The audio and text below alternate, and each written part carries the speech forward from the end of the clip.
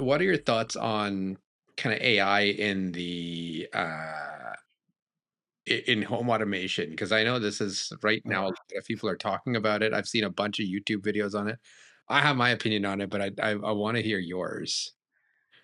Ah, okay. Let's get. Get Be comfy. unfiltered, be honest. Yeah. I feel it, I feel it's too far. Yeah, Um, like I'll see something like, and there's one. I'll give a specific example. Is on like, and I've seen it multiple times on Reddit or Facebook or something. They're like, oh well, hey, I got this thing to like talk, condescending down to me and insult me about stuff in my driveway, like off of frigate notifications. And it's Yeah. like this word salad text notification. I'm like, I'm not reading that on my phone. And I'm like, just send me, I, I'm not blind and I'm not picking anybody with any disability. It's great if I would say it's awesome if you cannot see. Or if you have vision problems. I do wear glasses at times for like readers. I'm old, so but just show me the picture. I don't need a word salad thing about there's a fat frumpy guy, with a blue shirt, standing in your driveway.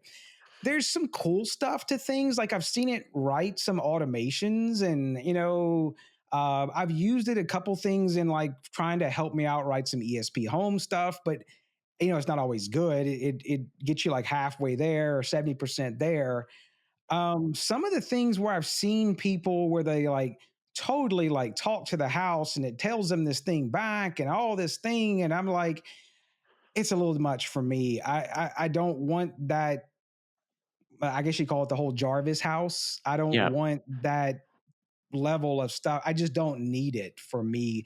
And I guess it goes into the same thing of it's like you start to do all this LLM stuff and everything, and it's like, oh, well, you need this, 4060 GTX da da da da graphics card that pulls 1,000 watts of power from your home, and then you turn around and see a company saying, well, we gave you this, reusable packaging on this sensor, this recyclable cardboard, but yet we want you to burn 1,000 watts of power at the same time to do some LLM crap in your home. It doesn't make sense to me that the amount of power we are wasting as a world on LLM stuff still blows my mind. yeah, So I think there's some good uses for it, but there's just a lot of not good uses for it. yeah, yeah. I think and we talked about this. Phil and I did another podcast with a couple of the other creators too, and I think I talked about this too. Where I'm boring, right? Like my notifications are boring. My like it's kind of like what you said, Travis. It's like just tell me that the door is open, or just tell me. And I do think it's cool. Like I do think Yeah. it's neat that people are doing that. I am not that person, right? And it's like I don't know. It's but yeah, I think I have seen some stuff where they're like, hey, I let AI control my home, right? So it's like based on the patterns of like, okay, you walked into this room, you typically turn on this light, so walk into this room and turn it on. But then it's like, oh, actually my kid's nursery's light turned on or something like that, right? Yeah.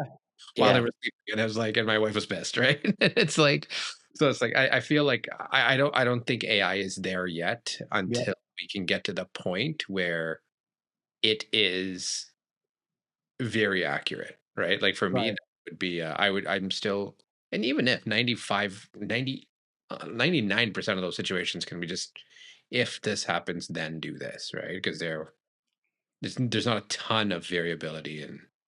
You- yeah. I can't, it's hard to say like, for me to like in an automation and be like, hey, it's like can't even think of something where it's like, hey, I wish I had AI to do this for me.